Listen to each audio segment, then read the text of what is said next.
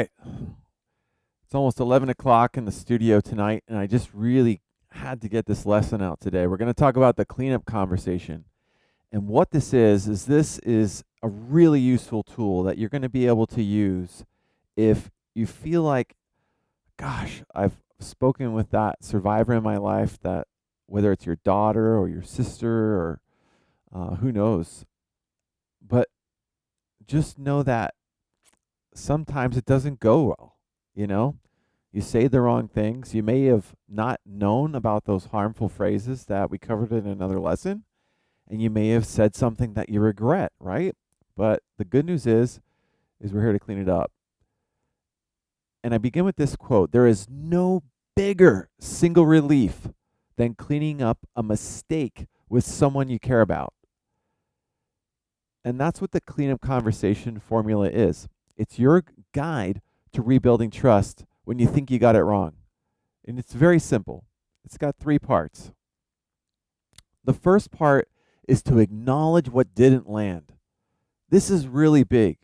What you're doing here is you're eliminating blame from the other person.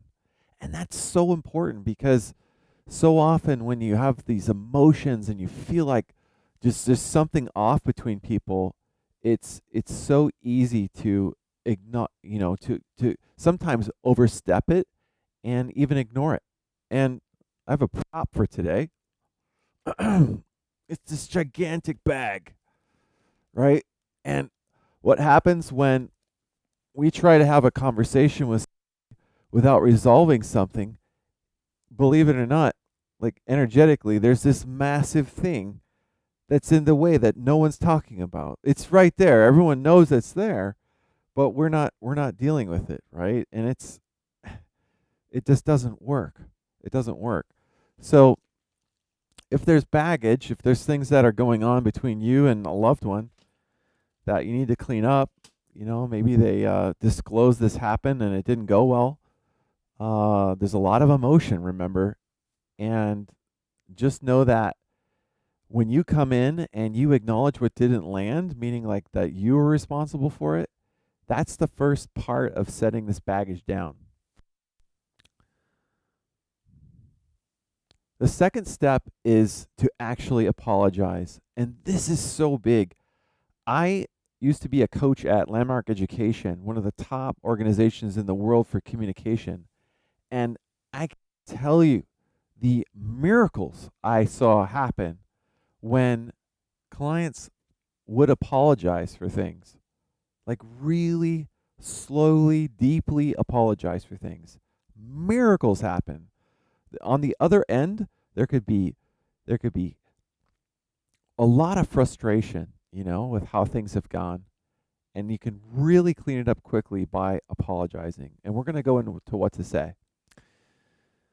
Creating the future. That's where you're going to take wherever you're at right now, and you're going to create the future together and paint a picture of how you want to show up in the future.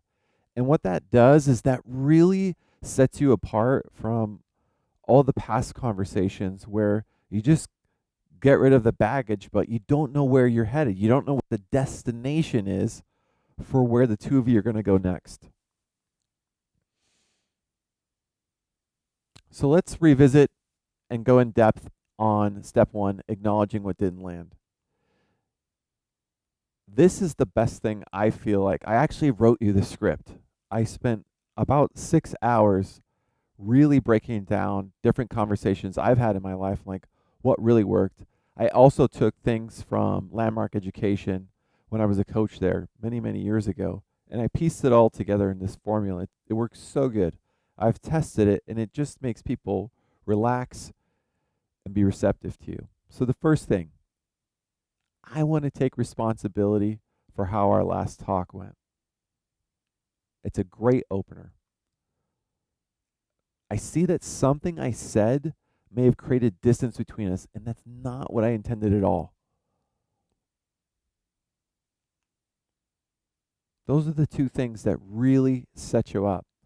And one of the things that I haven't told you yet is in this class is a PDF of everything I'm going to talk about today. You may want to take notes, so it comes into your brain and you remember it. But ultimately, I'm going to provide you a guide because I know you're nervous. I know you're not feeling great and you're dealing with this whole thing. I'm there for you. Okay. All right. Now, step 2, apologize. It's very simple. I'm so sorry about that. I truly care about you. It's it's not just what you say, it's how you say it. Did you hear that like caring and love in my voice? They say the majority of what you communicate is how you communicate it. So when you see these words, do your best to feel them. Like feel the words when you communicate them to other people. Feel the words. I got caught trying to say the right thing instead of just being with you. That's that's really important for guys because we always want to fix things, right? When we're support people, and some of the support people that I'm teaching right now are probably guys helping out, their sister or their mom, who knows. And this sentence is great because it's like it sets the fixing aside and it really just again takes responsibility and starts that wall coming down. And what was missing was really listening to you and being present. You're going to see a theme in all of our teaching for being a support person, and it's really about listening. But when you say it to the other person, they get that you understand that you probably weren't listening very well in the prior conversations. It's a critical thing to say. So that's apologizing. So let's move on to the next one. Creating your future together. This is fantastic. So I am committed to giving you exactly what you need here on out. It's it's communicating that you're paying attention to her. There's caring. There's so many elements to the sentence that makes it powerful. There's no pressure. I just want you to know that the door is open and I'm always here for you. This communicates stability and safety. And that's something that's really important right now for that survivor that you're watching after. Here are some bonus tips that I wanted to include. I always over deliver. And one of the things that's really important is in these cleanup conversations, sometimes you're going to get interrupted. And instead of being assertive and trying to get out everything that you need to say, let the other person have some control and really have the opportunity. So if they start talking, you may just want to pause and remember, I'll get to what you're going to say in a little bit, but give them a little bit of space to do that. The other bonus tip is, and I get asked this by clients all the time, like, what do I do if um the conversation we had in the past went so poorly, they're not even responding to my phone calls, right? And the formula I've seen the most success with is try calling 3 times, and if you don't get any response, then I would move to a text message, right? And I think the things that is happening in today's society is people are afraid of phone calls, right?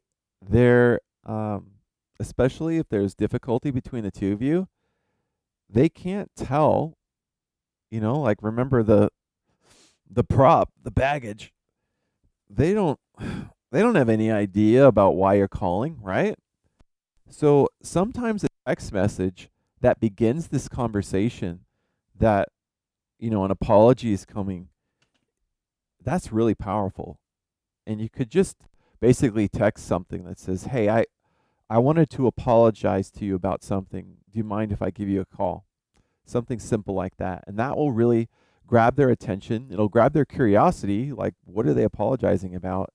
And I think it will open it up because, part of being a support person, being in rapport and being connected with that person that you want to watch after. And this concept of getting rid of the baggage and having that cleanup conversation, again, this is the best thing that you're probably going to learn inside of this class is how to do this.